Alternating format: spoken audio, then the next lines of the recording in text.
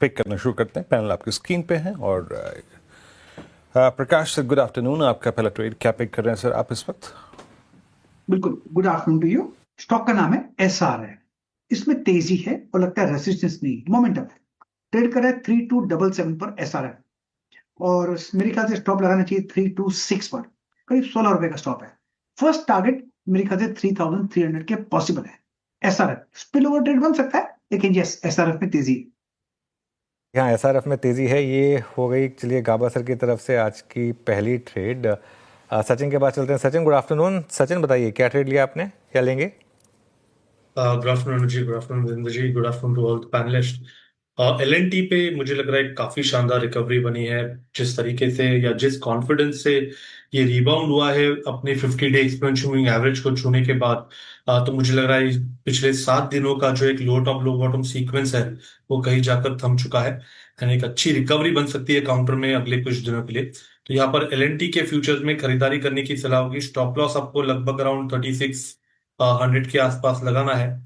पहला टारगेट होगा अराउंड 3650 का, बट पोजिशनली मुझे लग रहा है वापस से एक बार 3740 इस पर्टिकुलर लेवल को छूने का प्रयास हो सकता है।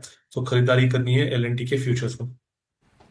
ओके, एलएनटी फ्यूचर 3615 पे आज ये सेक्टर बहुत अच्छा मूव देता हुआ। बहुत सारे स्क्रिप्ट जो है इस स्पेस की अच्छा कर रही हैं, आएंगे कुछ देर में इस पर डिटेल में चर्चा करेंगे। अब ये हो गया जनाब सचिन जी का एलएनटी फ्यूचर्स। अब चलते हैं मानस के पास। मानस, आप क्या पिक कर रहे हैं?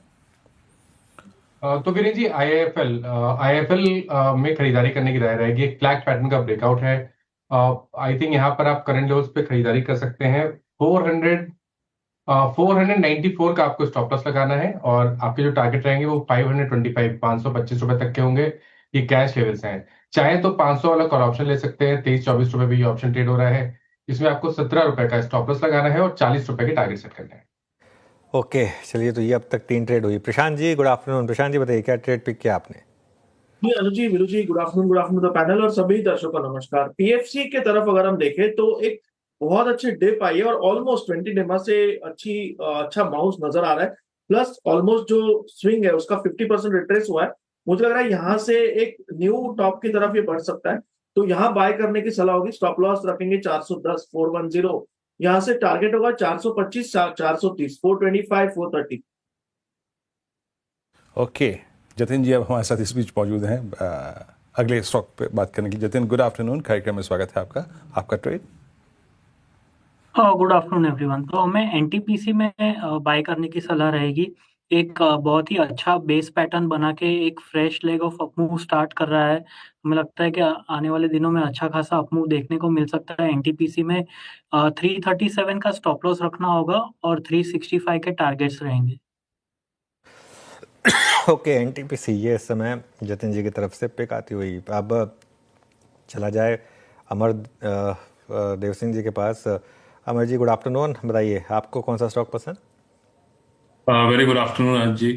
तो मुझे बैंकिंग स्पेस में कोटक महिंद्रा बैंक काफ़ी अच्छा लग रहा है from a long term perspective. Because 2-3 चीज़ें हैं, जैसे बैंकिंग स्पेस में काफ़ी जो चेंजेस आ रहे हैं और इन टर्म्स ऑफ जो credit offtake is expected to increase significantly. जो रेट्स की जो दरें घटी हैं, इन्फ्लेशनरी कंसर्न्स घटे हैं, तो उनका एक पॉजिटिव इम्पैक्ट हमें बैंकिंग स्पेस में दिख रहा है। और कोटक महिंद्रा बैंक ने जिस तरह से रिसेंटली इधर टेक्नोलॉजी पे काफ़ी फोकस किया है और इनकी जो फिनटेक अलायंसेज हैं उन पे और डिजिटल ऑनबोर्डिंग पे जो काम किया है, तो that is definitely helping them in their Kasa.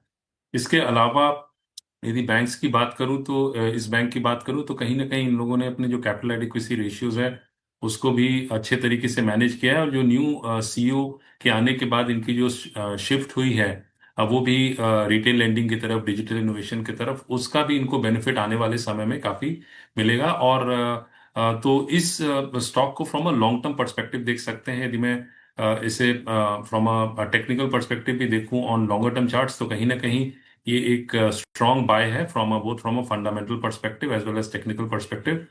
तो मैं ये मानता हूं कि करंट लेवल से नेक्स्ट 12 to 18 मंथ्स में we could see anywhere between 15 to 20% appreciation.